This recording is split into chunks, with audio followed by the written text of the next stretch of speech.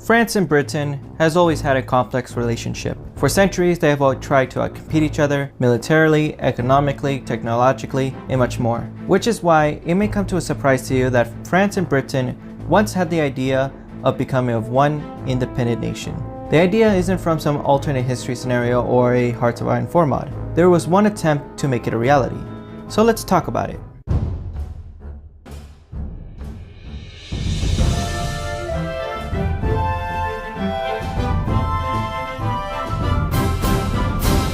It's World War II. Britain and France are at war against Nazi Germany and the Axis powers. And by May of 1940, France was on the verge of collapse. After the British rejected the French government's decision to surrender, there needed to be a way for the French to still be in the war effort. And that's where this guy comes in. His name is Jean Monnet, a French economist who was in charge of overseeing the British and French war industries. Jean was no stranger in international diplomacy, as prior to being in charge of both nations' war industries, he was the Deputy Secretary General of the League of Nations. Monnet believed that in order for France and Britain to survive, both nations need to be united as one single nation if they have the chance to beat the Nazis. He pitched the idea to French General Charles de Gaulle during his trip to London of June of that same year. For de Gaulle, he believed that something radical needed to be done, and Monnet's idea was the necessary steps to be taken. He later talked to then Prime Minister Winston Churchill about it, and agreed that such unprecedented course of action needed to be done. After de Gaulle, the French president, and Churchill agreed to the Franco-British Union. Monnet, along with several British diplomats, began to draft the proposal,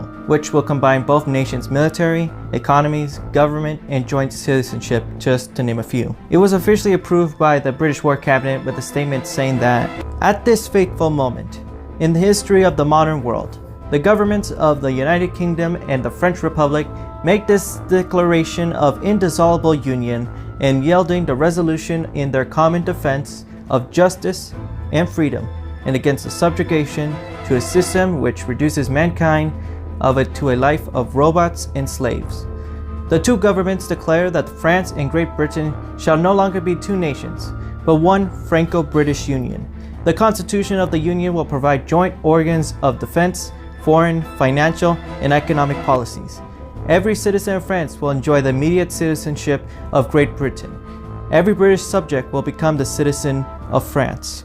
There we have it. The Franco-British Union, where we have two nations who once despised one another less than 100 years ago, are now fighting as one nation. Well, not exactly. Both French and British nationalists hated the idea of both nations unifying, seen as not the solution to save the French from German occupation. Despite the French president's attempt to keep the ministers from voting to make an armistice with the Germans, he ultimately failed. Thank you so much for watching. Don't forget to leave a like, subscribe, and comment down below on your thoughts about the Franco-British Union. And as always, stay tuned for more.